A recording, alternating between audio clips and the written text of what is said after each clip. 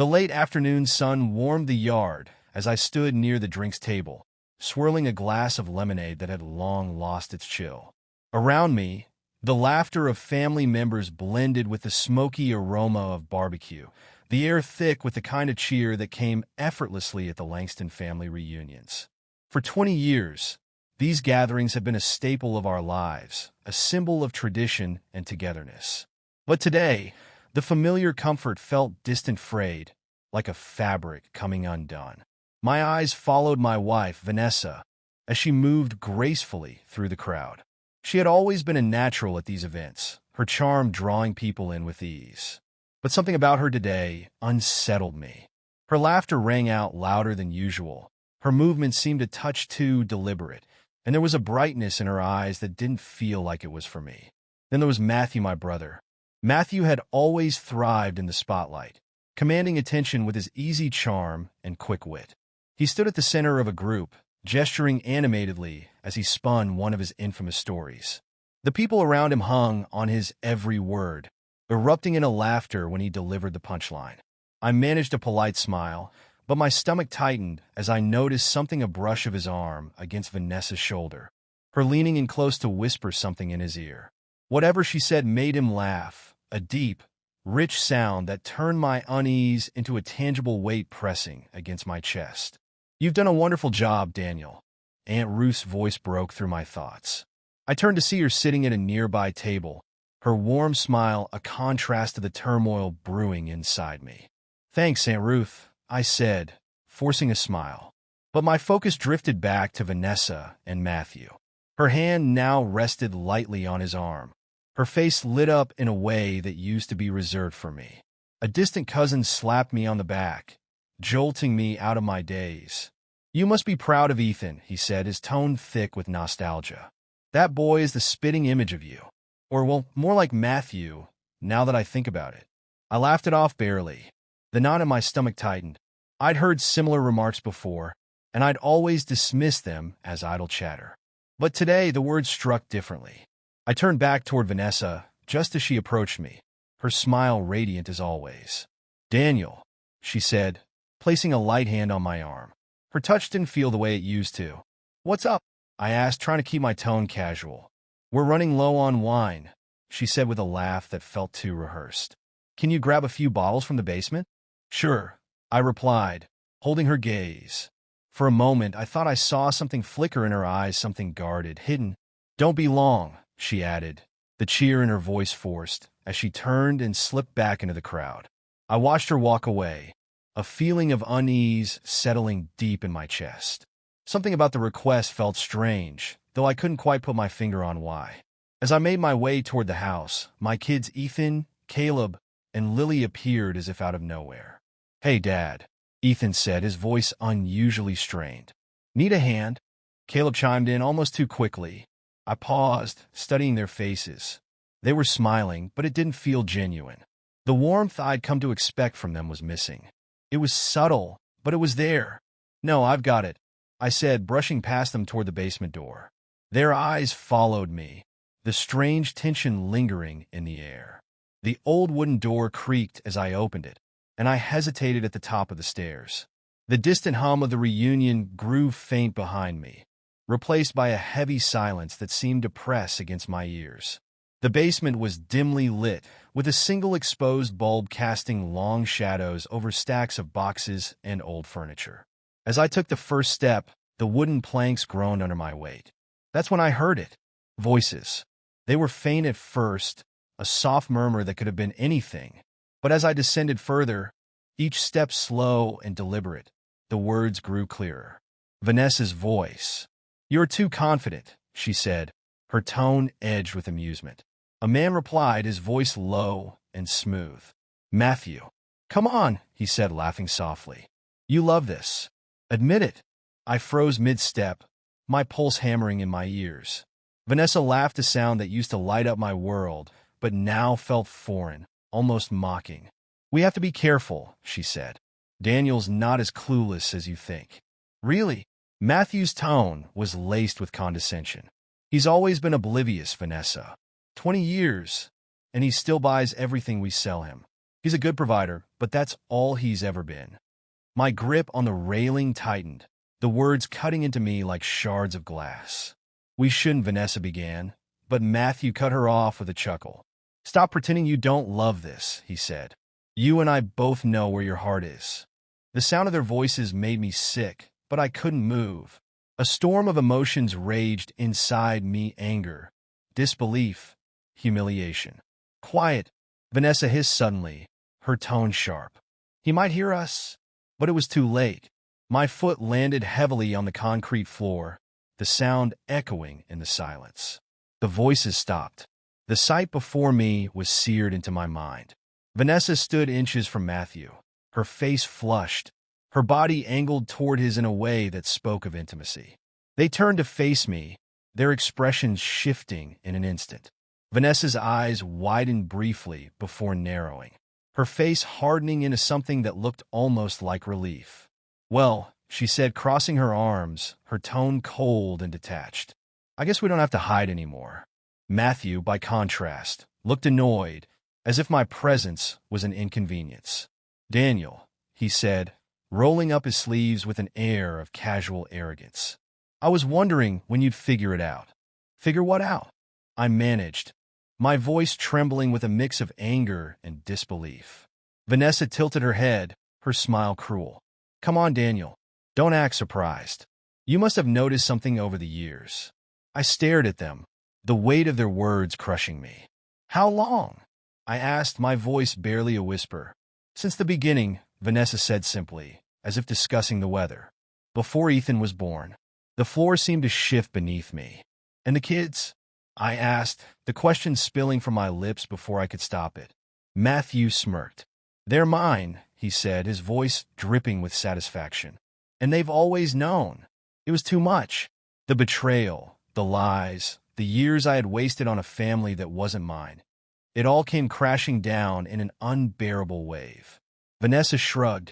You were useful, she said coldly. A good provider. Nothing more.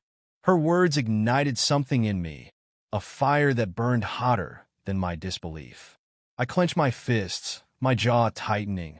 I loved you, I said, my voice shaking. I loved all of you. Spare us. Vanessa snapped, her tone icy.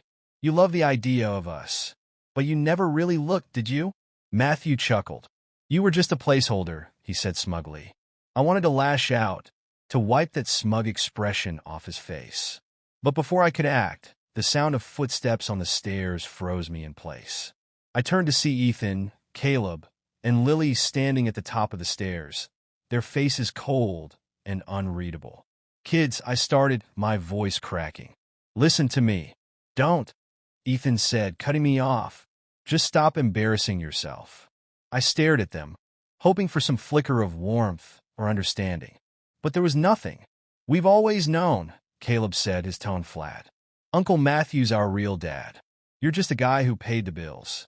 You never meant anything to us, Lily added, her voice sharp and unfeeling. Their words cut deeper than any betrayal from Vanessa or Matthew ever could. I staggered back, my breath coming in shallow gasps. I wanted to scream, to rage, to demand answers. But the cold, detached expressions on their faces told me everything I needed to know. In that moment, something inside me broke. The morning after the reunion felt as though the world had shifted on its axis. I woke up in the same bed I'd shared with Vanessa for years, but everything about it felt foreign now. The sunlight that filtered through the curtains didn't bring warmth. It felt sterile, like a spotlight exposing every flaw in my life. My home, once a sanctuary, was now a stage for the elaborate lies I had lived with for decades. I sat at the edge of the bed, staring at the floor, replaying the events of the previous day. Vanessa's cold confession, Marcus' smug mockery, and the children's detached cruelty. They haunted me like a bad dream. But this wasn't a dream. It was my reality, and if I didn't act now, I would be consumed by it. I reached for my phone, my fingers trembling as I dialed a number I had saved years ago, but never thought I'd need to call. Robert McAllister was the best family lawyer in the state, a sharp-minded attorney with a reputation for dismantling his opponents piece by piece. He had been recommended to me by a colleague during a casual conversation about protecting assets in a marriage. At the time, I hadn't thought much of it. After all, Vanessa and I had a solid partnership. Or so I had believed. Robert McAllister came his clipped professional voice. "Robert, it's Daniel Langston," I said, trying to steady my voice. "I need to meet with you. It's urgent." There was a pause. "Daniel, of course. My earliest availability is this afternoon. Come by the office at 3. The hours leading up to the meeting crawled by.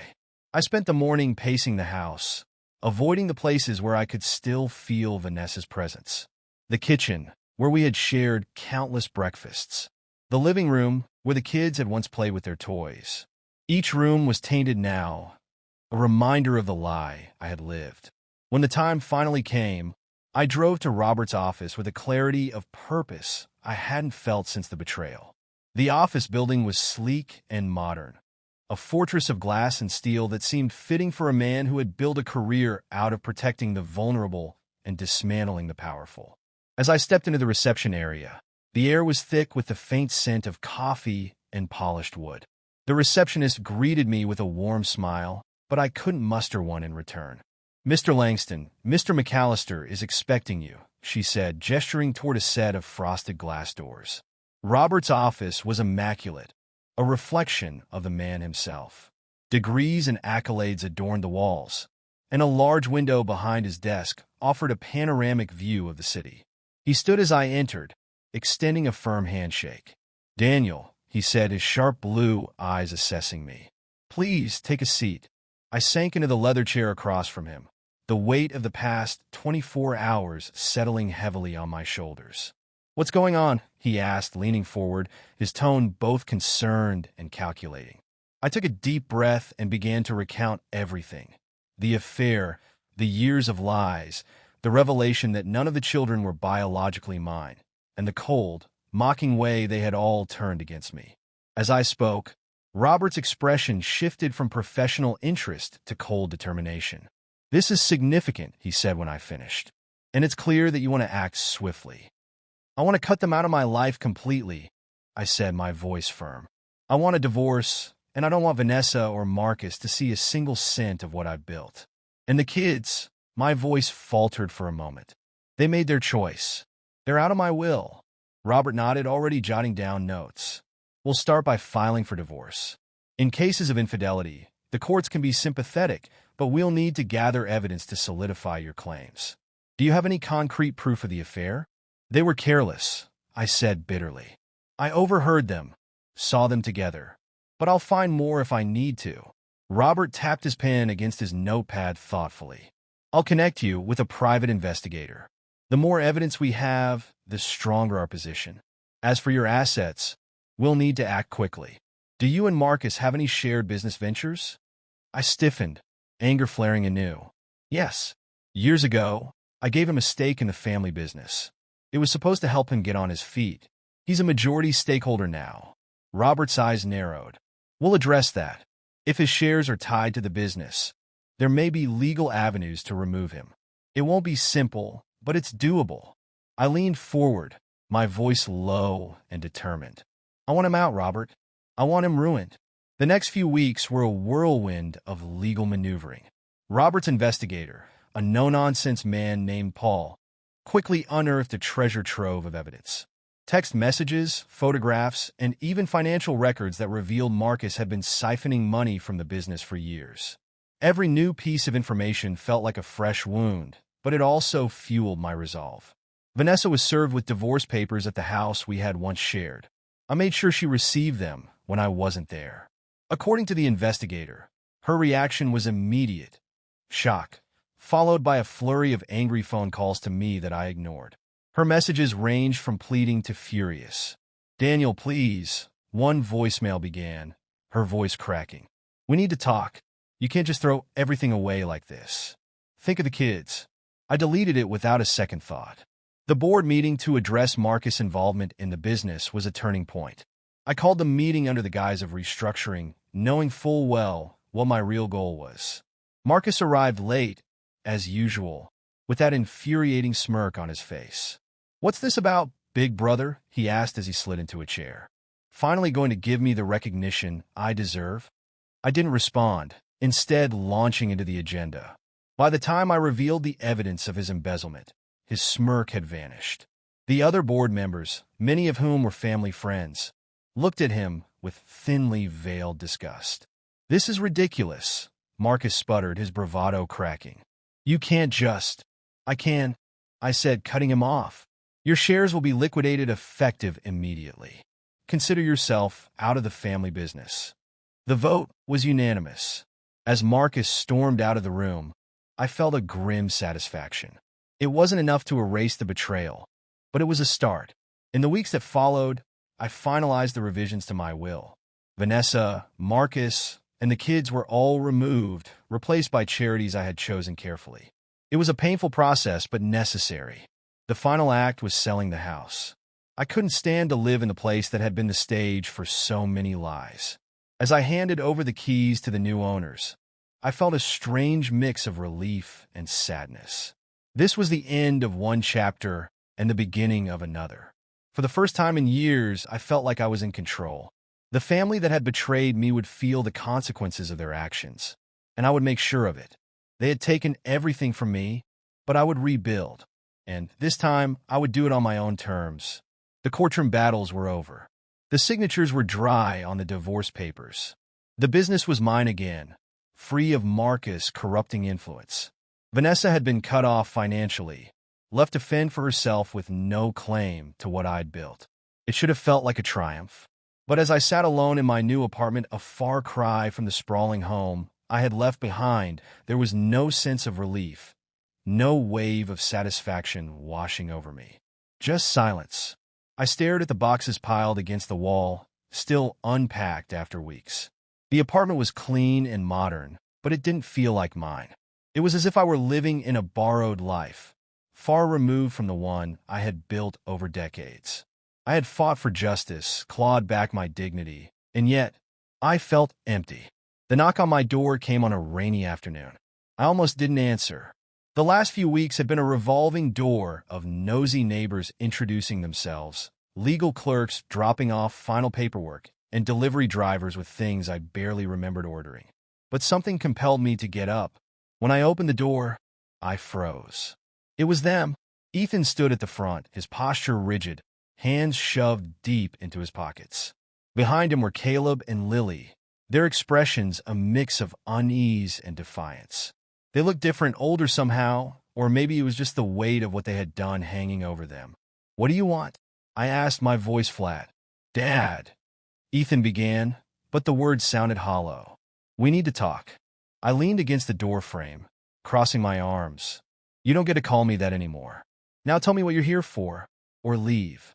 Caleb shifted uncomfortably, glancing at Ethan as if hoping he'd do the talking. But when Ethan hesitated, Caleb stepped forward. "Mom's struggling," he said quietly. "Things are bad." A bitter laugh escaped me before I could stop it. "And that's my problem, because—" "We made mistakes," Lily said, her voice softer than her brother's. "We were wrong, and we know that now." I raised an eyebrow. "Wrong? Is that what you call what you did? You didn't just take her side, you tore me apart. You told me I was nothing to you. Do you even remember the things you said?" Lily's eyes dropped to the floor, but Ethan held my gaze. "We didn't understand." "You understood enough." I interrupted, my voice hard. "You understood that it would hurt me. You knew exactly what you were doing." The silence that followed was thick, broken only by the sound of rain pattering against the window. "Look," Ethan said finally, his tone growing sharper. "We're here because we're trying to make things right. Don't you think we deserve a chance to fix this?" I stepped forward, narrowing the distance between us. "Deserve?" I said, my voice rising. "You think you deserve anything from me after what you did? You chose Marcus. You chose Vanessa. And you didn't just betray me, you enjoyed it. You mocked me. And now you want a chance to make things right?" Ethan's jaw tightened, but he didn't respond. "I gave you everything," I continued, my anger spilling over. "I raised you, provided for you, loved you like you were my own, and all the while, you knew the truth. You knew, and you let me believe the lie. So no, Ethan, I don't owe you anything." Lily's voice broke through, trembling. Please, we don't have anywhere else to go. I laughed bitterly. That's why you're here, isn't it? Not because you regret what you did, but because you need something. You're just like your mother. That's not fair. Caleb snapped, his face flushing. I pointed at the door. Get out. All of you. For a moment, they stood frozen, as if hoping I would change my mind. But when I didn't, they turned and left, their footsteps heavy as they walked away. I closed the door behind them and leaned against it, my chest heaving. I should have felt triumphant. I had waited for this moment, the chance to reject them as they had rejected me. But as the silence enveloped me again, all I felt was hollow. In the weeks that followed, I threw myself into rebuilding my life. The first step was therapy. It wasn't easy walking into that sterile office and sitting across from a stranger who promised to help me untangle the mess I'd become. But Dr. Hayes didn't mince words, and I appreciated that. You're angry, she said during our first session, and you have every right to be. But anger is only useful if you know what to do with it. Otherwise, it will consume you. She was right. The anger had become a part of me, a constant undercurrent driving my every decision. But it wasn't sustainable. If I wanted to move forward, I had to let it go. I started boxing not long after. At first, it was just an outlet, a way to channel the rage that still bubbled beneath the surface. But over time, it became more than that. The rhythmic pounding of my fists against the heavy bag, the sweat pouring down my face, the controlled intensity of sparring. It all gave me a sense of control I hadn't felt in years. Hiking followed soon after. There was something about being alone in nature, away from the noise and chaos, that brought me a measure of peace. I started with short trails, but as my confidence grew, so did the length and difficulty of my hikes. Reaching the summit of a trail, the wind on my face and the world spread out before me, felt like a small victory, a reminder that I was capable of moving forward. Slowly, the apartment began to feel like home. I unpacked the boxes, one by one, filling the space with remnants of a life I was trying to rebuild. There were no pictures of Vanessa or the kids, no reminders of the family I had lost. Instead, I surrounded myself with things that represented who I was now, a man who had been broken but was putting himself back together. Work became another anchor. With Marcus gone, I had full control of the business again, and I poured myself into expanding it. The long hours kept my mind occupied, and the success was tangible proof that I could thrive without them. One evening, after a grueling boxing session, I found myself sitting on the edge of my bed, staring at an old photo album I hadn't been able to throw away. As I flipped through the pages, the faces of Ethan, Caleb, and Lily stared back at me, frozen in time. For the first time, I allowed myself to grieve not for them, but for the father I had been. The man who had believed in the lie of his perfect family, who had loved unconditionally and without hesitation. That man was gone, and I didn't know if I could ever be him again. But as I closed the album and set it aside, I realized something. I didn't have to be that man anymore. I could be someone new, someone stronger. The path to healing was long and uncertain, but I was walking it one step at a time. And for the first time in years, I felt like I might be able to find peace. Months had passed since I slammed the door on my former life, leaving behind the wreckage of betrayal and anger. Each day was a mix of progress and struggle. Some mornings, the weight of what had happened sat heavily on my chest, making it hard to breathe. But on others, I felt a glimmer of hope, a faint whisper that maybe, just maybe, I could start over. It was on one of those better days that I met Emily. I hadn't planned on going to the charity event. Crowds weren't my thing anymore, and the idea of polite small talk made my skin crawl. But my business partner, Sam, had insisted, reminding me that our company had sponsored the event and it would look bad if I didn't show up. Just make an appearance, he'd said. Shake some hands, smile, and you can leave early. Reluctantly, I went. The event was held at a sleek downtown venue, with polished floors, high ceilings, and a wall of glass windows offering a stunning view of the city skyline. As I stepped inside, the hum of conversation and the clink of glasses greeted me. I plastered on a polite smile and made my way through the room, exchanging pleasantries with people I barely knew. That's when I saw her. She was standing by the refreshment table, studying the lineup of hors d'oeuvres with an amused expression. Her auburn hair fell in loose waves around her shoulders, and there was something about the way she carried herself calm, confident, unbothered by the chaos around her that caught my attention. I don't know why I approached her. Maybe it was the curiosity, or maybe it was the way she laughed softly to herself as she reached for a glass of wine. Either way, I found myself standing beside her before I even realized what I was doing.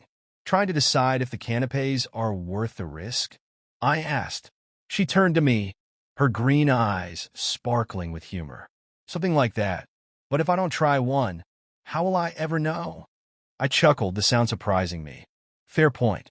She extended her hand. Emily Carter. Daniel Langston, I said, shaking her hand. The handshake lingered a moment longer than it needed to. We ended up talking for the rest of the evening. Emily wasn't like anyone I'd met before. She was sharp and witty, with a dry sense of humor that kept me on my toes. But more than that, she was genuine. She didn't ask the usual surface-level questions or try to impress me with anecdotes about her accomplishments. Instead, she really listened, and when she spoke, it was with a depth that felt rare. I found myself telling her more than I'd intended, not about Vanessa or Marcus, but about the struggle to rebuild after losing everything. She didn't press for details, didn't ask questions that felt invasive. She just nodded, her gaze steady, as if silently saying, I understand. By the end of the night, I realized something unexpected. For the first time in years, I felt lighter. Our connection grew slowly. At first, we exchanged a few texts, then met for coffee. Those coffee dates turned into dinners, and soon, Emily became a regular part of my life. She was patient with me in a way I didn't think I deserved. There were moments when I pulled back, the scars of my past flaring up and making me question if I could trust anyone again. But Emily never pushed. Instead, she waited, giving me the space I needed while quietly letting me know she was there. One evening, as we walked along a quiet park trail, I found myself opening up about the things I'd kept buried. The betrayal, the lies, the children who had turned against me. I braced myself for her reaction, expecting pity or discomfort. But instead, she reached for my hand, her grip firm and reassuring. You don't have to carry it all alone, she said softly. Her words stayed with me long after that night. Emily had a way of making me see the world differently. Where I saw pain, she saw resilience. Where I saw failure, she saw strength. It wasn't that she ignored the hurt. I think she understood it better than anyone. But she helped me realize that my past didn't have to define me. She encouraged me to keep up with the things that had brought me peace: therapy, boxing, hiking, and joined me on my journeys when I was ready. On one particularly cold morning, we hiked a trail together, the mist rolling over the hills as the sun rose in the distance. Beautiful, isn't it? She said, her breath visible in the chilly air. Yeah, I replied, my gaze shifting from the horizon to her. She smiled, and in that moment I felt something I hadn't felt in years: hope. Our relationship wasn't without challenges. There were times when my fears got the better of me, when the memories of Vanessa and Marcus crept back in, whispering doubts into my mind. But Emily never wavered. I'm not her, she told me one night, her voice firm but kind. And you're not the man you were then. We'll figure this out together. Her words were a lifeline, pulling me back whenever I started to spiral. A year after we met, I realized how much she had changed my life. She had helped me find joy in the small things: a quiet evening with a good book, the way the sunlight filtered through the trees during a hike, the simple pleasure of a shared laugh. When I proposed to her, it wasn't with a grand gesture or an elaborate plan. It was during a quiet moment at home, just the two of us. I held her hand, looked in her eyes, and told her the truth. You've given me back something I thought I'd lost forever. I don't want to spend another day without you. Her eyes filled with tears as she said yes. As we planned our future together, I felt a sense of peace that had eluded me for so long. Emily had taught me that healing wasn't about forgetting the past. It was about learning to live with it, to find strength in the scars. For the first time in years, I wasn't defined by the pain of what I had lost. I was defined by what I had built: a new life, a new love, and a new sense of purpose. Emily hadn't just helped me rediscover myself. She had helped me see that it was possible to trust again, to love again, to hope again. And for that, I would always be grateful. The knock on my door came on an ordinary evening, catching me off guard. Emily was in the kitchen, humming softly as she prepared dinner, and the faint aroma of roasted garlic filled the air. I wasn't expecting anyone, but the persistent rapping told me whoever it was wouldn't leave easily. I opened the door, and there he was. Marcus stood on the threshold, looking nothing like the man I once called my brother. The years hadn't been kind to him. His frame was thinner, his face gaunt, and his hair streaked with gray. The confident swagger that had once defined him was gone, replaced by a nervous energy that made him fidget where he stood. "What do you want?" I asked coldly, gripping the doorframe to keep myself steady. "Daniel," he said, his voice cracking slightly. "I need to talk to you." "About what?" I snapped, already tempted to slam the door in his face. He glanced around, as if checking to see if anyone else was listening. "Please, just let me explain. It's about Sarah. About everything." Against my better judgment, I stepped aside and let him in, but I didn't offer him a seat. He didn't deserve that comfort. "Say what you need to say and get out," I said, crossing my arms. Marcus shifted uncomfortably, running a hand through his unkempt hair. "I know I'm the last person you want to see. Hell, I don't even expect you to forgive me. But I can't carry this anymore. You deserve to know the truth." "The truth," I said, my voice sharp. "You mean the truth you spent 20 years hiding while you destroyed my life?" He flinched, but didn't argue. Instead, he took a deep breath and began. "Sarah didn't start the affair on her own," he said, his voice low. I planted the seeds. I lied to her, Daniel. I told her things about you that weren't true." I stared at him, my chest tightening. "What kind of things?" "I told her you didn't love her," he admitted, his gaze dropping to the floor. "That you saw her as just a trophy. I said you were having affairs. That you were distant because you didn't care. I made her doubt you at every turn." The room seemed to spin around me. My knuckles turned white as I gripped the back of a chair, trying to steady myself. "Why?" I demanded, my voice rising. "Why would you do that?" Marcus met my eyes, and for the first time, I saw real shame there. "Because I was jealous," he said, his voice barely above a whisper. "You were the golden child, the one everyone admired, the successful brother, the one who had everything. And I wanted what you had." I clenched my fists, my body trembling with rage. "So you poisoned her against me. You destroyed my marriage, my family, just because you were jealous." He nodded, swallowing hard. "I know it doesn't excuse what I did, and it doesn't make her innocent. She made her own choices. But I pushed her. I gave her the reasons to betray you." The confession hit me like a punch to the gut. For years, I had wrestled with the why of it all, the unanswered questions that haunted me late at night. And now here was the truth laid bare. But it didn't bring the clarity I'd hoped for. "You think this changes anything?" I said, my voice cold and unyielding. "You think telling me this now erases the damage you've done?" "No," Marcus said quickly. "I don't expect it to. I needed you to know. I needed to get it off my chest." I laughed bitterly. "You needed to get it off your chest? Well, congratulations, Marcus. Now I get to carry it instead." The silence between us was heavy, broken only by the faint clatter of dishes from the kitchen. Emily must have sensed something was wrong, but she didn't intrude. "I'm sorry, Daniel," Marcus said finally. "I know those words mean nothing to you, but I am. I've lost everything. Sarah, the kids, the business. I have nothing left." "You earned that," I said bluntly. "Every bit of it. You destroyed me, and now you're paying the price." Marcus nodded, tears brimming in his eyes. "I know. I deserve it. But I couldn't keep living with this guilt." I stared at him, my mind racing. Part of me wanted to throw him out right then and there, to shut the door on him and the past he represented. But another part of me, the part that still wanted answers, kept me rooted in place. "Why now?" I asked. "Why come to me after all these years?" "Because I've hit rock bottom," he said simply. "And because I can't stand the thought of dying with this on my conscience." The rawness in his voice made me hesitate, but only for a moment. "You don't get to unload your guilt on me and call it closure." I said, my tone icy. You don't get to walk in here, admit you destroyed my life, and expect me to pat you on the back for being honest. You're still the same selfish bastard you've always been, Marcus. The only difference is now you're desperate. He opened his mouth to protest but thought better of it. Instead, he nodded, his shoulders slumping in defeat. You're right, he said quietly.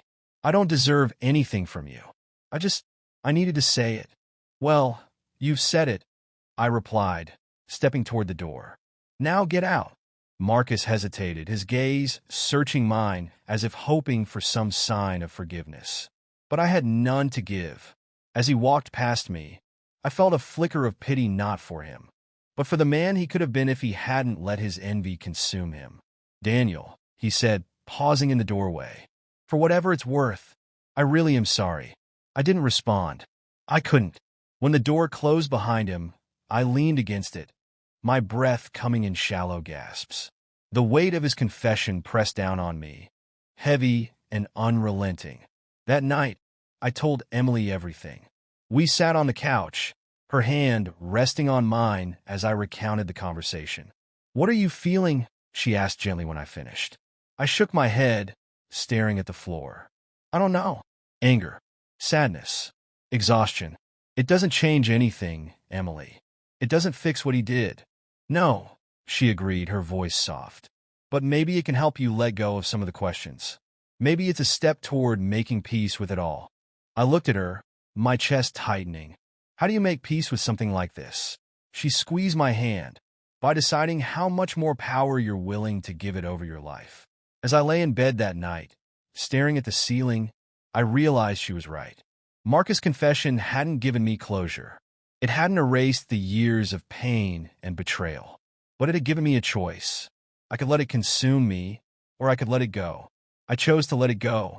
Marcus would always be a part of my past, but he had no place in my future.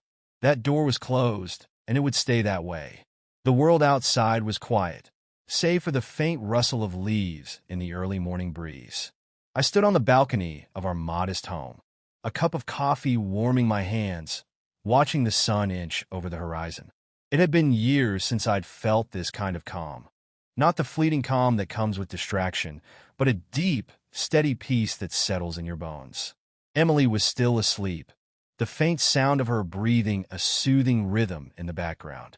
I glanced back at her through the open doorway, her auburn hair splayed across the pillow, her face serene. She had become my anchor, the steady presence that had guided me through the storm. But this moment wasn't just about Emily. It was about me. For the first time in years, I felt like I could breathe without the weight of the past pressing down on me. The betrayal, the anger, the questions, they were still there, but they no longer consumed me. Reflecting on my journey was like flipping through the pages of an old, tattered book. The chapters were painful, the memories sharp and vivid, but they were mine. I thought of Sarah first, her laughter, her smile, the way I had once seen her as my partner, my other half. For years, I had blamed myself for not seeing the cracks sooner. I had asked myself over and over, was I blind, naive, foolish? But now, I understood the truth. The betrayal wasn't mine to own. Sarah had made her choices, and those choices said more about her than they ever did about me. I thought of Marcus too. His confession had been unexpected, but it hadn't brought the closure I thought it might. It hadn't made Sarah's actions less cruel or the children's rejection less painful. But it had taught me something. Betrayal often stems from the betrayer's own flaws, their insecurities, their failures. His envy had consumed him, and in the end, it had destroyed him far more thoroughly than I ever could. Most of all, I thought of myself. There had been a time when I let their betrayal define me. I had let it shape the way I saw the world, the way I saw myself. But through therapy, through Emily's unwavering support, through the slow, deliberate work of rebuilding my life, I had learned to forgive not them, but myself. I forgave myself for trusting too deeply, for believing in the people I loved, for wanting to see the best in them. Forgiveness didn't mean forgetting. I would never forget the pain of discovering the lies I had lived with for decades, the hurt of being cast aside by the children I had raised as my own. But I had learned that forgiveness, at its core, wasn't about the people who hurt you. It was about letting go of the hold they had over you. Emily helped me see that. One evening, as we walked hand in hand along a quiet trail, I confessed to her the guilt I still carried. I should have known, I said, my voice heavy with regret. I should have seen it sooner. She stopped walking and turned to face me, her green eyes steady and kind. Daniel, trust isn't a weakness. You gave him your love, your loyalty, because that's who you are.